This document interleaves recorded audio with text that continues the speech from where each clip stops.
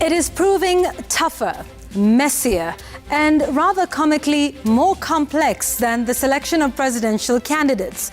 Political headquarters are awash with the political equivalent of ancient rituals, complete with a dedicated burning of incense, a somber pouring of libations, an animated chanting of invocations, and the agonizing scatter of the smoke signals in all four directions of the wind. At the Azimio La Umoja One Kenya coalition, the acclamation phase is working like a cluster bomb, and out of which names and aspirants are spilling out with profound fury. So there's Kalonzo Musyoka, Martha Karua, Peter Kenneth, Gideon Moi, Sabina Chege, and who else out there? At the Kenya Kwanza Alliance, it's a mixture of secrecy and intrigue that makes the proverbial magical phrase "open sesame" an unavoidable chant. But the names scribbled on the stone wall are legible from a distance. Rigathi Gachagua, Kindiki Kithure, Ndindi Nyoro, Anne Waiguru, and did I hear someone whisper Musalia Mudavadi from behind the high wall? The running mate's headache aside, it's another sleepless night for neighbours. And by neighbours, I mean all of you Kenyans, because guess what? Uhuru Kenyatta and William Ruto are at it again, screaming at each other once again. Good evening. This is the News Gang. It's another season of floods, and Serikali's idea on Jamila's memo. Gashuri's punchline punches holes in the inequality in schools. Kaikai's kicker is amused by the running mate's scramble. And on my take, I don't think school uniforms should stand in the way of the dreams of Kenyan children. The News Gang gets to work right now. The committee shall only consider candidates who are members of the constituent party, members of the Azimio La Umoja One Kenya Alliance. Number 2, the committee requests any constituent party, members of the Azimio La Umoja One Kenya Alliance, that wishes to nominate any person for consideration as a candidate for the position of Deputy President of the coalition to submit the name of such a person by close of business tomorrow, Thursday on 5th April 2022. Welcome to the program. Wilson Mashara is our sign language interpreter. So, ladies, gentlemen, it's been a busy week here with politics, of course, picking up right where it left off, I think a week previously following that break. And it's back to the running mate dilemma. This is a big deal, and it's turning out to be bigger than even the selection of the presidential flag bearer. Francis, let me begin with you. Why is this such an issue, with both camps? I think it's an issue, but I think it's also not an issue. Because if you ask me now, Raila Odinga, the Azimio La Umoja One Kenya Coalition Party presidential contender, if you ask him today, who is your running mate, he has a good idea.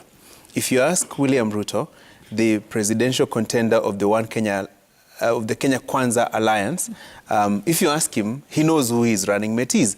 And so, are they now 46 independent, plus another, let's say, about 6, so in total about 56 presidential aspirants? If you ask them, they know who their running mates are. But the reason why you see the hulabaloo, particularly in Azimio, is because of the competing political interests. And by this I mean, everyone who is in this coalition, especially I would call them the big boys, the main players in the Azimio One Kenya Alliance team, they are angling for the running mate position because of what it brings. I mean, this is a secure position in the government. This is a position that is secure in the constitution. Forget the friction that we have witnessed between the president and his deputy that has seemingly watered down the functions and the role of the deputy president. But as it were, it is save for the presidency, it is the only secure position, if you may say, in an elective contest like the one we are going to in August. A minister can be sacked by the president without any recourse, but the deputy president cannot. So if you're negotiating for a stake in that government, then the surest place to begin is the running mate position. And so that is where we are, and that is why you see the competition for that position. But at the same time, the role of the presidential contender in naming the running mate is also very key, because at the end of it, it is his choice. This is the person that you name to deputize you. And by the way, also remember that the deputy president or the running mate position goes to a person who is also a president in waiting. Our constitution tells us if anything happened to the president, even if it is one day after being announced as the winner, if, God forbid, the presidential contender dies, it is the running mate who becomes the president for the remainder of the term. And so this is a president in waiting. And so you're a heartbeat away from the presidency. That, in my opinion, would explain the pull and push over this position. And yet, Linus, it seems there's perhaps a bit more noise or contestation in one camp. In fact, today, Josphat Nanok, who's the Director General of the Kenya Kwanza Presidential Campaign Secretariat, said things seem to be easier and simpler in their camp because it's only up to the presidential aspirant, and that is the deputy president. But then there is more noise on one end and perhaps not on the other, at least not that we can see. Why is that? What's happening?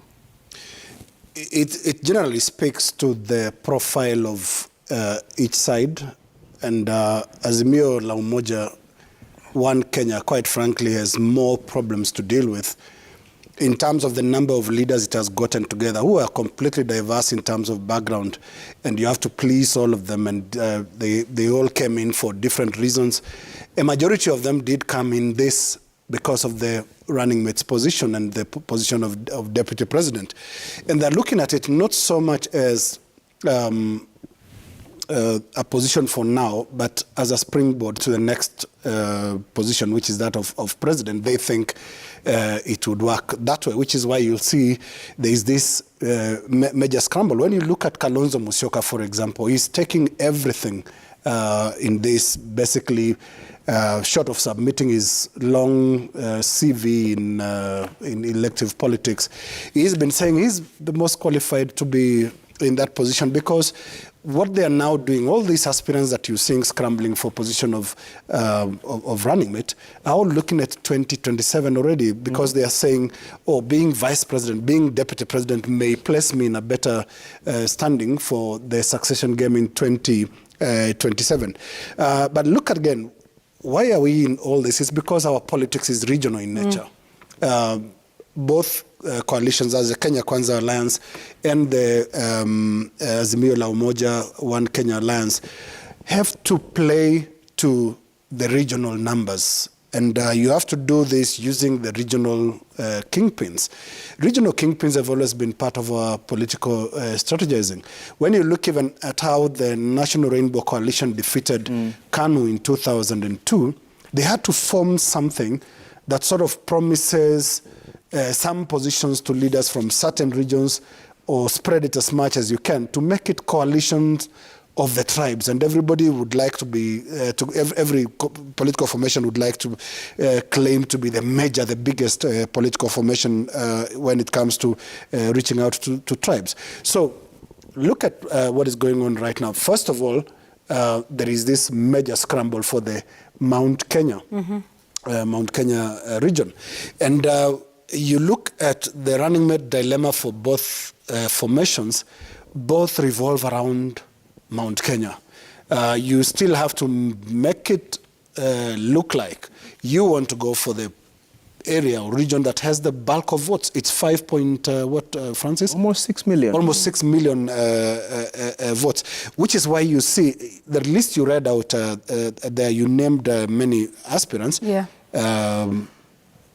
A majority come from the mountains. Yes. The mountain, Mount Kenya, because people are looking at those numbers. But there's something else, and a few would say this, there's something else that is a factor at play, and that is the current occupant of State House is from the central Kenya region. Meaning, and you know, power in Kenya is seen in tribal terms, so that is the region that considers itself to be in power right now. So the question is, okay, the term of the current occupant is coming to an end. What are you leaving us with? Which is why you will see that the running mates contest is going to be a very vicious one, and you can sense where it's really narrowing down to, and that is Mount Kenya region. Yeah. And I think Yvonne also, Linus talks about our ethnicity, our ethnic cocoons that we rush to whenever it's election time. I was also trying to remember previous elections, whether we've had this scramble before when trying to get running mates for the candidates, because I don't remember having committees formed, those who want to run for it presenting their names, a deadline to it, for them to pick on one, because that's what's happening in the Azimio camp.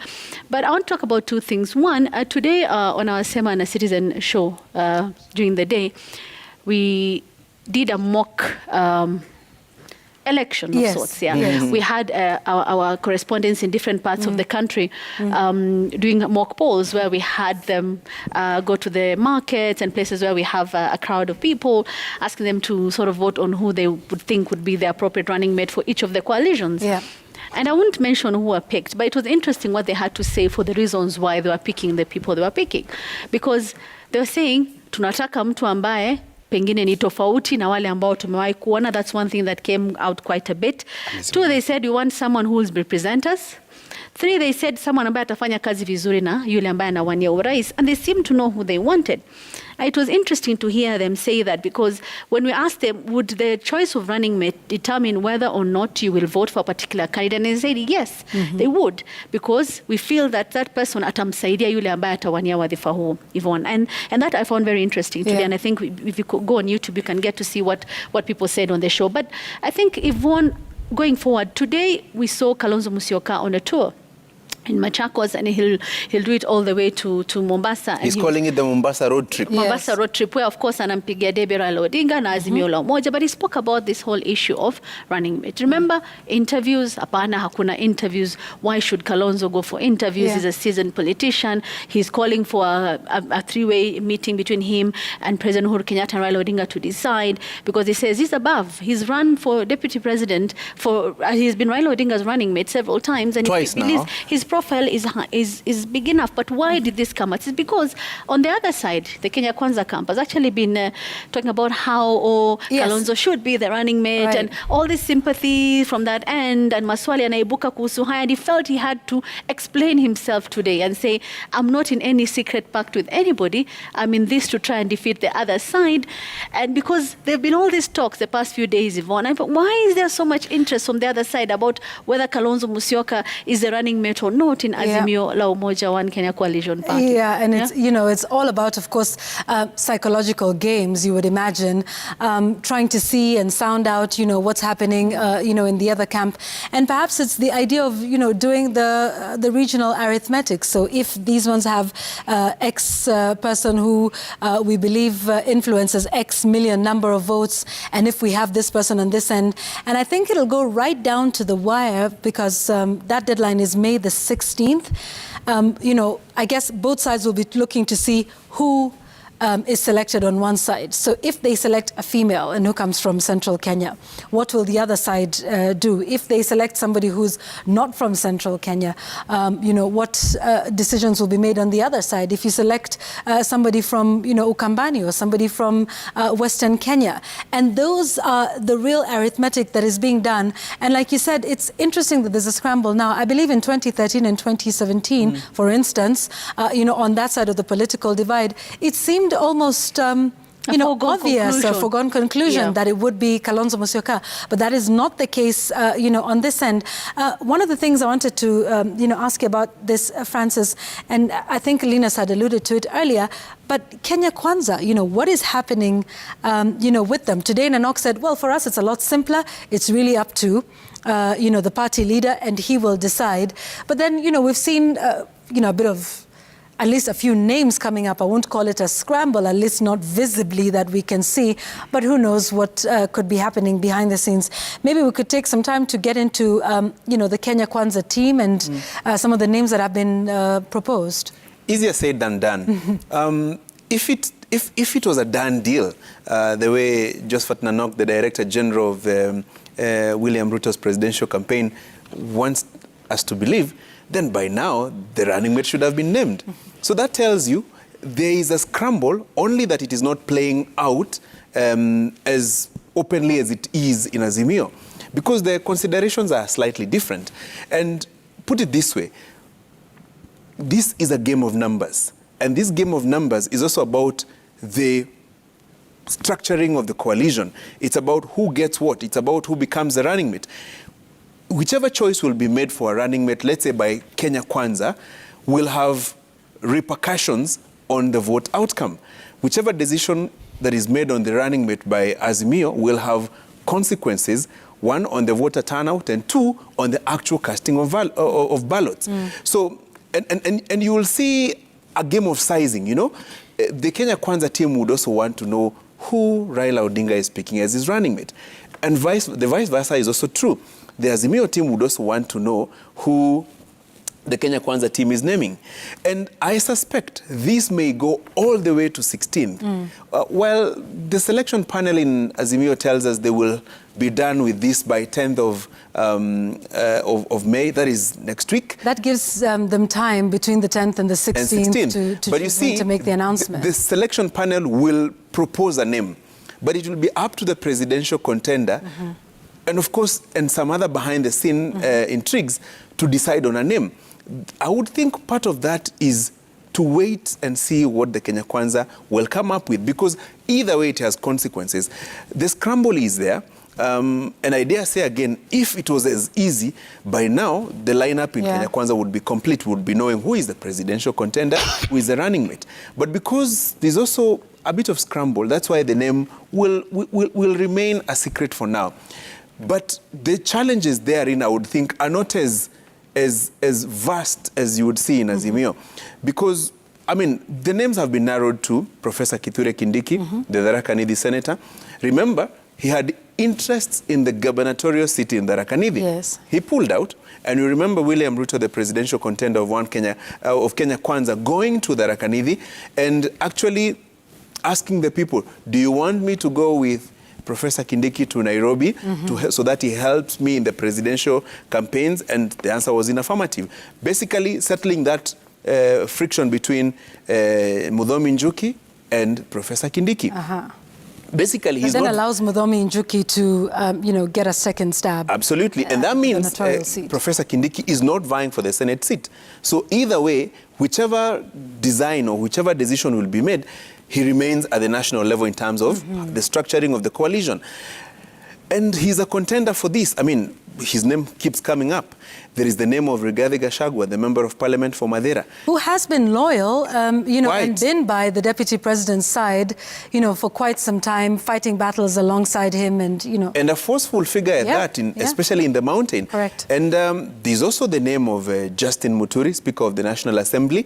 He may have joined the Kenya Kwanza team a little later than all the rest, but his name keeps coming up. Why? Because of his stature. He's the country's number 3, if you're to look at it in that hierarchy. And he's also a seasoned politician and has been in government management for quite a while. So his name keeps coming up. And then also, don't forget the name of Musalia Mudavadi. In the event there's a certain permutation that comes up, he would be one of probably those considered. Far off, the name of Anne Waiguru keeps coming also, in the event that the choice was to be female. And so does the name of Alice Wahome also come up once in a while. So the names are easy to pick out. Now the question is, who will be and why? And then also what happens to the others? Absolutely. But at the end of the day, and to concur with LK, look, out of those names that I've mentioned, only one is away from the mountain. The rest are from the mountain. So I would also think it's a game of wait and see. If, let's say, Azimio settles on for example, Kalonzo, or settles on Martha Karua, or settles on Peter Munya, or whichever candidate, then I think there's a lineup on the Kenya Kwanza team, just like there is a possible lineup in the Azimio.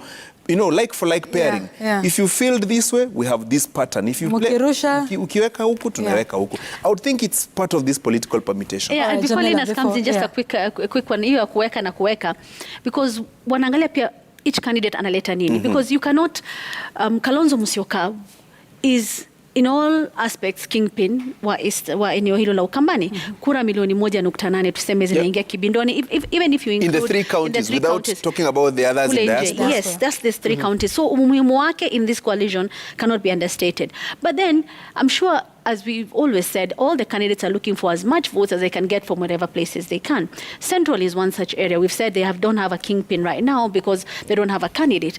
But what would let's say a Martha Karua, Raila Odinga candidature bring to the table? Would this mean that there are people from Central Kenya who will vote for Azimio because Martha Karua is on the ticket? And if so, what do you do with Kalonzo Musyoka, who is waiting in the wings, hoping that he'll be picked for the third time, and his supporters? So I think that is also another balancing act that Azimio la Umoja One Kenya coalition party has to think about, in terms of you have to please people because of what they are bringing to the table. Zile kura unazo ziprotect, tafuta zile zingine ambazo ziko huko zinatambaa that you can bring to the table ili uweze kushinda. I can't wait for 16th of May to see. It'll be an interesting time. Linus, your thoughts and reflections on the Azimio team, the names that are out there: Kalonzo Musyoka, Martha Karua. There's even Peter Kenneth's name, Hassan Ali Joho, who's done his 2 terms, Wycliffe Oparanya as well, Peter Munya, who's current cabinet secretary.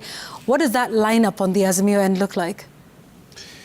I think the landscape has changed so much for the players that find themselves in Azimio today that they are having to actually do things that are totally different from what they used to do.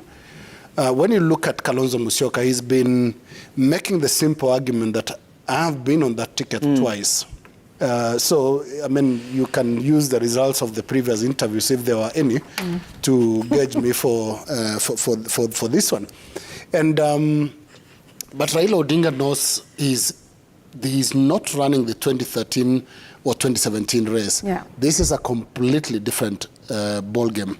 This is a ball game that has right inside the engine room the team that is always run against, and that is the team that is brought in by President Uhuru Kenyatta, who has expressed his support for Raila Odinga.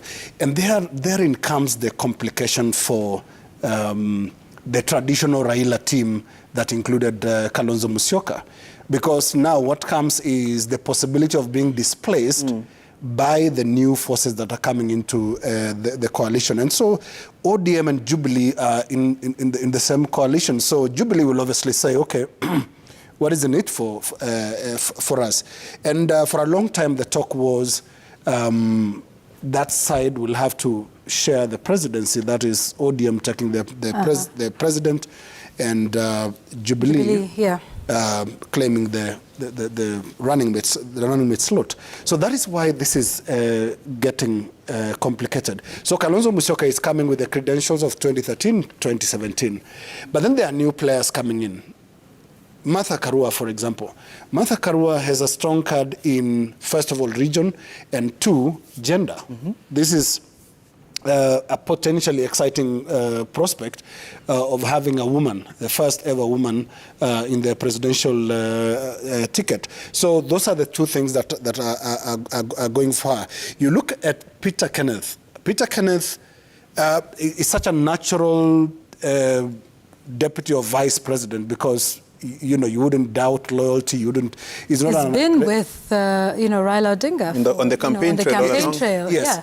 Even on his trips abroad. Yes. Yeah. And he would bring in the business and corporate knowledge of the corporate space. So just like other places where this running mate culture is in, like Nigeria, and of course the United States, where we borrow it from, candidates look for running mates for different reasons. For us, it's simple. the first thing is, can you cross the line? Can you get an aspirant that will get you to cross the line? There's an interesting conversation around Kalonzo Musyoka, for example. Why is Kenya Kwanza so involved in, in the debate around Kalonzo Musyoka?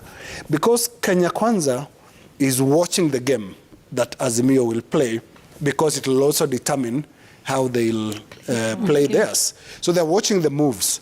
And what they're looking for is they're really urging Azimio to do something that would then translate to advantage for them, which is Kenya Kwanza. Political competitors don't wish each other well. Forget about that, except in funerals, where they basically mourn quite loudly. But when it comes to political competition, what Kenya Kwanza is asking of Azimio is, please give us that back pass. Give us that. Just pass the ball towards in your D. Because there's a number of things that, for example, a Kalonzo Musyoka candidature would mean with Raila would mean for Kenya Kwanza. First, it frees Mount Kenya region, which was the traditional base of Jubilee.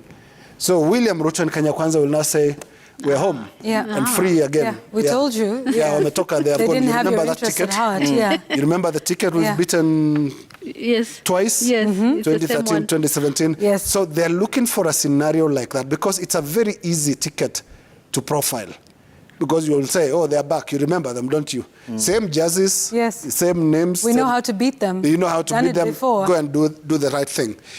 It will, for Kenya Kwanza, reduce or even take away entirely the fight in Mount Kenya, which President Kenyatta and Raila Odinga have launched, have really tried to take the battle to William Ruto in central Kenya, where he has a huge advantage, admittedly. So that is, if you bring in Kalonzo, then forget Mount Kenya. Now, that is why Kenya Kwanza would be very, very interested. You saw, I don't know whether we have that tweet by Kipchumba Murkomen, who was cheering when Kanu endorsed. He said, I vote yes. He said, I vote yes for Kalonzo Musyoka. So that in itself, I'm sure, will become a talking point within Azimio that, okay, if we do this, what happens? What is the best case scenario for Azimio? The best case scenario for Azimio will obviously be to keep all the aspirants, all those who have been interested in the position for running mate, together. If they don't go anywhere, if Kalonzo Musyoka and Martha Karua will stay in the same boat as would Peter Kenneth and who else was there? Joho, Paranya, Munya. That is the best case scenario for them. Keep all these guys together. Let's go to Kenya Kwanza, if you can just give me a minute to do that. In Kenya Kwanza, an impression has been given that it's all orderly, it's all quiet and good. To some extent, yes, because the style of William Ruto is completely different from the style and situation is completely different from what Raila Odinga finds himself in. You would actually say that they would have a more coherent boardroom meeting in terms of selecting who should be the candidate. But there is another thing that is a reality that is going on there, and that is the scramble for that position as a real fact between the candidates that or aspirants that have been mentioned from the central Kenya region. You would have Rigathi Gachagua, who has been a very energetic presence in the campaign of DP Ruto. You will have the likes of Anne Waiguru. I think she spoke today. Yes. Basically saying, I am ready when me too. Me too, when the call comes through. Today even she spoke again. Yes. So when you see those aspirants, it's because they are readying themselves for the possibility that both coalitions are picking a running mate from central Kenya. So then the next question will be who and why. And who will blink first? And who blinks first. But I think one of the other things, that you might want to think about is the selection of the running mate, I believe, might just be the first hurdle. So you get that and you start to move forward. But it's also what you do with the others who are not selected, keeping them engaged, making sure that, they are assured of their position. Like you said, for the case of Kithure Kindiki, the Deputy President said, I'm taking him with me to Nairobi to help me in matters on the national stage. But there's also that, consideration that what are we going to give so-and-so? And remember, for all camps, it is in the event that we win, we're giving you this promise. And that is a promise that, one cannot make for certain because it depends on, whether you win the election or not.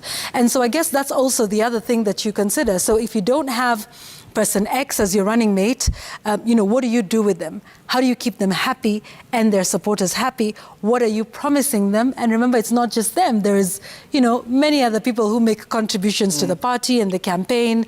And you need to just have this balancing act of keeping everybody within the fold so that people are not going out. As you saw today, Kalonzo Musyoka was saying, no, I'm not going to Kenya Kwanza.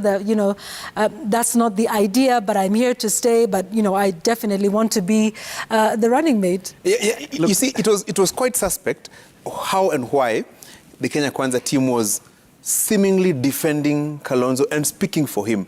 And I would want to take it from where LK has left it. You see, last night I was watching Real play Man City. You see, just like a game of football, the political scenario that we find ourselves in now as a country is such that the teams are also playing in a very tactical manner. You're waiting for one small mistake by your opponent to capitalize on it.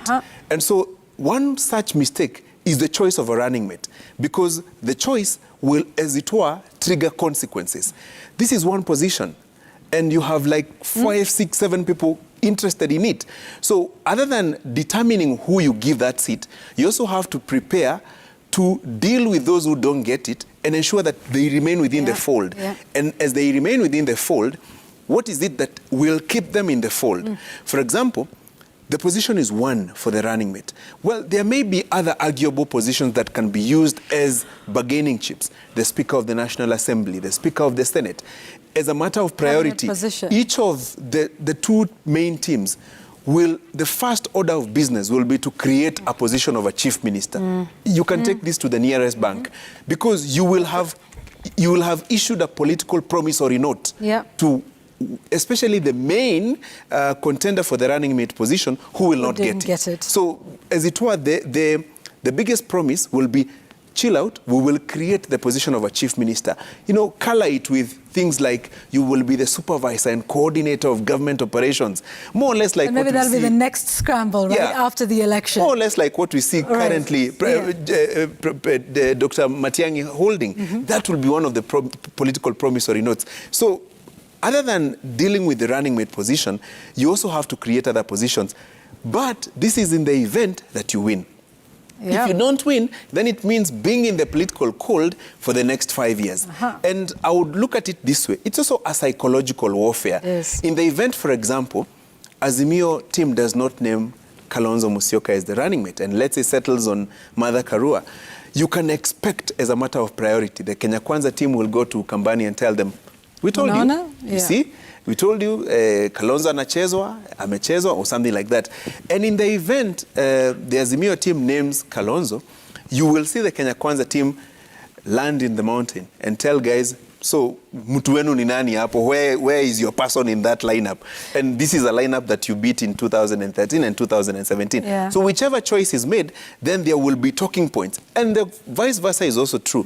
The choice that, let's say, the Kenya Kwanza team will make, if there is no person from the mountain, then the Azimio team will land in the mountain and tell them, okay, wapi mtu wenu hapo? So what is your stake in that government? And so on and so forth. So whichever decision any of the team makes, it will have political talking points for the opponent. And I think that's why they'll wait till the last minute to name, so that there's no space for anyone to make any changes, because to name what around the same time. But Yvonne, talking about being in the political cold, you said, there are some of those names which have been mentioned who already have tickets to revive for parliamentary seats, and even gubernatorial seats like Anne Waiguru is. And then let's say, for instance, one of those who already have a ticket in some of those UDA zones, we can call them, because where you know that because I have this ticket, I'm almost 90% in. And you hope and believe that maybe you are named as a running mate and you hope that you win, and then utakuwa sawa na ukishindwa mambo yatakuwaje, you lose it all, because there's this which is in the hand right now, which is a political seat that you can actually win. You give up for this. So there's that option, I think, also they need to look at in terms of now this person would serve us more in this region where they can win and increase our numbers in parliament, or I win as a governor, and also also increase our numbers in terms of the number of governors we have. So I think also that's something maybe they need to look at. Usipoteze yote, at least ubakie na kakitu. Bird in hand and two in the bush. Linus? You see, when Francis spoke about political promissory notes, and we need to remind ourselves of the history of political promissory notes in this country. Yes. They're not honored all the time. It's just of the time. And one of the biggest political promissory notes was one called MOU. The MOU of 2003. 2003. MOU was supposed to introduce the position of Prime Minister. MOU, other than that, had a structure called the Summit. And the chairman of the Summit was called Moody Awori. Moody Awori, when government was formed, was named Minister for Home Affairs. Yes. And Raila Odinga was named Minister for Roads. And I think Kipruto Kirwa was named Minister of Agriculture. And these are members of the Summit. Of course, Michael Omalo Kijana became Vice President. And there was Charity Ngilu, who was Minister for Water. Was it initially Water, I think? Yes. Or is it Health? And then, no, it was actually Health, because Water was Martha Karua, correct. Martha Karua. Yeah. And now they went into office, and stories are abound of what really transpired. Armed with that huge political promissory note, we signed at the Hilton Hotel and other places that... and the noise began immediately after. Immediately. We are told the first complication when Moody Awori and team turned up at the State House, they were told, you see, I remember that. You, the chairman of the summit, there's a technicality because you can't chair a meeting that the president is attending. And there were stories about, how the team around Mwai Kibaki immediately told everyone that, no, this is a president. Of the position of prime minister, the simple answer, I think that was from one of the senior Kibaki handlers, was it's not in the constitution. Yes. How do you do that? Now, Chief Minister Francis, how different is Chief Minister from Executive Order number 001 of 2018 that somehow gave the Cabinet Secretary for Interior some additional roles that supervisory. Supervisory. Yeah. Let's be frank. How different is that role out here? Is it any different from that of any cabinet secretary?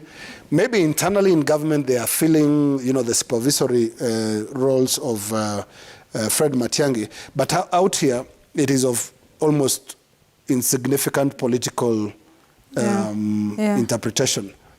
When politicians look for these positions, they are looking for real power, the ability to do certain clear things. And so that's why when they were looking for prime ministers, because they knew prime minister will be either leader of government business in parliament, will be answering questions on behalf of government in parliament, and all that. So some of these promissory notes would come with unrealistic promises that are either unconstitutional or just impractical to implement. So if anyone, for example, is going to be promised that chief minister thing, that is your first red flag. Red flag. I'm looking for the right words, and they're not good. Yes, but if you look at also the kind of promises that are now being made, that, okay, you are not going to run, so in exchange, we saw the former prime minister yesterday telling a meeting that, support, if you lose, you will get a job. And maybe on these promises, it's Richard Ngatia who is effectively the first appointee of the next government if Azimio Umoja wins, because he stood down for Polycarp to become a trade advisor. Yes, or envoy of trade of sorts. Yes, flag bearer. So I don't know whether the trade advisor will cross, after the election and hold the same position. Well, at least But these are the things politicians have to do to cross basically the election hurdle. But when you look at the confusion around how we should pick or how the candidates should pick running mates, it's the experience that, this is only the second, or is it third election we're holding under the current constitution. Yeah. The first two seem to have gone with more predictable formations, where Kalonzo and Raila came in CORD, and then NASA, William Ruto and Uhuru, TNA, URP, and then Jubilee. It was more predictable, much straightforward. This looks like the negotiated phase, and it's not unusual. I was just reading how Bill Clinton in 1992 ended up with Al Gore. And the list actually started with a list of 40 potential running mates for Bill Clinton. They had never met. And there was a team that was tasked to actually pick a potential running mate. So he was given a short list of 5. And he scheduled a meeting with Al Gore. And the meeting was scheduled for 1 hour. The meeting lasted 3 hours instead of 1. So at the end of the third hour is when Clinton said, this is the guy. This is my God. Because for them, they look at ideological beliefs. You look at a person whose thoughts and vision matches yours. Yeah. But here we're looking at how do you get the biggest tribe? It doesn't matter how. So you try and look for the warrior champion or somebody that can bring the block of votes. So we're not looking for ideology. We're not looking for that. We're looking for numbers. This tells us that actually we are in the formation stages of knowing how to go about this. One final point on this. The running mate question should be exclusively a question to be answered by the presidential candidate. This is the first appointment of any president can make. The first appointment you can make is to appoint your vice president. Yeah. And your vice president is actually your running mate. So it's a bit ridiculous when you see this being subjected to a committee, as you called it earlier, a vote by acclamation. Yes, absolutely. And the scramble continues. We really do need to take a break. But you see, LK, what you're raising is the ideal situation. The reality is this running mate position is part of the political negotiations. And that is why it has to be subjected to what it is. And you heard what Kalonzo was saying on his road trip? Pasua. Hapa si America. Okay. LK, I hope umesikia hiyo. Let's take a break here on the program. When we come back, there is much to talk about, including, mom and dad are at it again. We'll get back to that. And the war of words. In English they say, no sooner had this happened than, no sooner had we laid somebody to rest, then things exploded less than 24 hours later. We'll talk about that when we return.